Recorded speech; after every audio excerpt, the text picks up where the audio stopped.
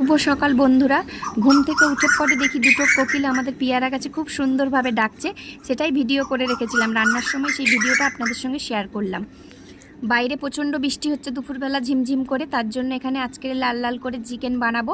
ছোটোখাটো পিকনিকও বলতে পারেন। আজকের কিন্তু চিকেনটা দু একজনের জন্য বানাচ্ছি না, প্রায় 8 থেকে 10 জনের জন্য বানাচ্ছি। এখানে প্রথমে আমি চিকেনটা খুব ভালো করে ধুয়ে পরিষ্কার করে নিয়েছি, আদা রসুনটাও পেস্ট করে নিয়েছি, আর কেটে নিয়েছি টমেটো, পেঁয়াজ কুচি। এবার আলুটা সর্ষের তেল গরম করে আলুগুলো লাল লাল করে ভেজে নেব।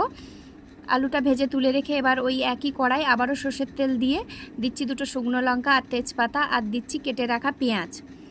পেঁয়াজগুলো খুব ভালো করে ভাজতে হবে, বাদামি বাদামি ভাব হলে পেঁয়াজের, তারপরেই এই আদা রসুন পেস্টটা দেবো, আর দিয়ে দেবো টমেটো কুচিগুলো।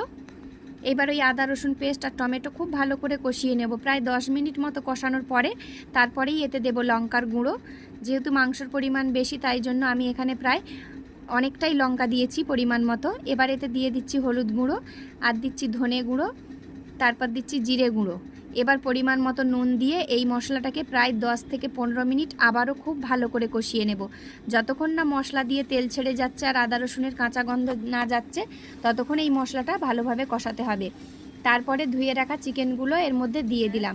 ধুয়ে রাখা চিকেনটা এর মধ্যে দিয়ে আবারও চিকেনের সঙ্গে মশলা খুব ভালো করে কষিয়ে নেব।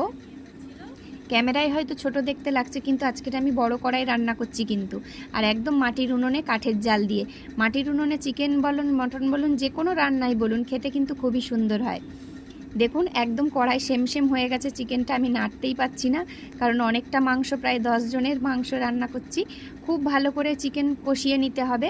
কষাতে কষাতে আমার কিন্তু মাংস আর আলু প্রায় অর্ধেক পার্সেন্ট সেদ্ধ হয়ে গেছে, তার জন্য এতে অল্প জল দিলাম। জলটা কিন্তু আমি আগের থেকেই গরম করে রেখেছিলাম, খুব বেশি জল দিলাম না, যেহেতু মাংস সব সেদ্ধ হয়ে গেছে।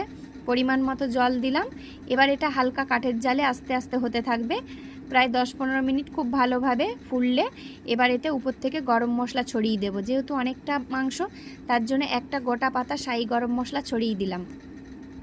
গরম মশলাটা দিয়ে এবার 5 মিনিট খুব ভালোভাবে আবারও ফুটিয়ে নেব, দিয়ে নামিয়ে নেব। একদম গরম গরম চিকেনের ঝোল রেডি। এই বর্ষার সময় ছোটোখাটো পিকনিকও আপনারা বলতে পারেন। আর ছিল কুমড়ো পুঁইশাক চিংড়ি মাছ দিয়ে ঘন্ট, আর ডাল, আর এই লাল লাল চিকেনের ঝোল। দুপুরবেলা আমরা এটা দিয়েই লাঞ্চ করেছি।